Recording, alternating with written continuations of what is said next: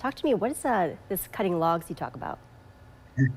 Well, basically, that's the presentation that I get when a patient comes in with this condition. And normally, the presentation does not come from the patient, but it comes from the spouse. And more commonly, it's the wife.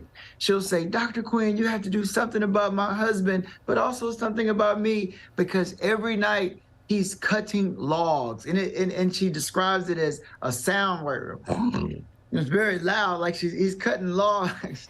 But she'll also note that he'll wake up at night and try to gasp for air, like try to catch his breath and then go back to sleep. And that's very worrisome to a spouse that loves her husband.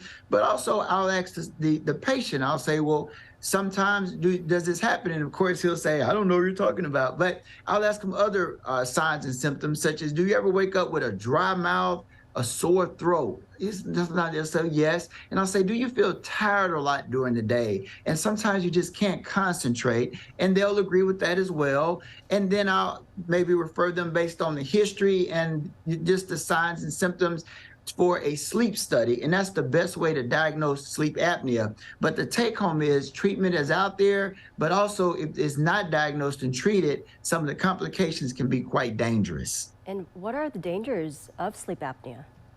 Well, as I said before, a lot of people that suffer from sleep apnea, they're very tired during the day, very irritated for some, and hard to concentrate, which can be dangerous because, for instance, people that are getting DOT, they have untreated sleep apnea, we can't grant it because they could wreck their 18-wheeler truck and hurt other people, including themselves. But also it's hard for them to concentrate at work. But then also research has shown that there's a strong association between elevated blood pressure, hypertension, and even forms of heart disease, such as a heart attack and even a stroke, and then also type 2 diabetes. So it's so important that if a person has sleep apnea, they should be diagnosed and treated. So then, Dr. Quinn, what are some of the ways that this condition you mentioned can be treated, and how effective is the treatment?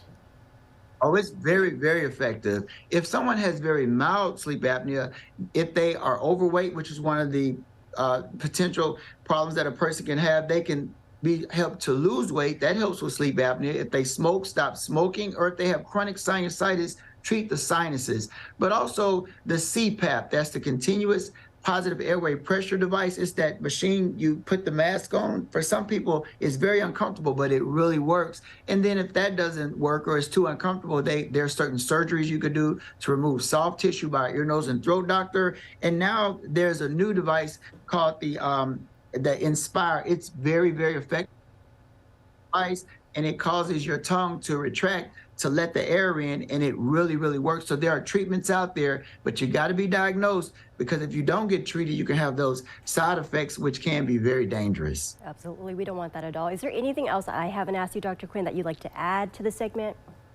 Just want to let you know that it's so important. If your husband is cutting those logs at night, making that noise, get him diagnosed, because treatment is very effective. It could save his life. All right. Thank you so much for your insight, Dr. Quinn.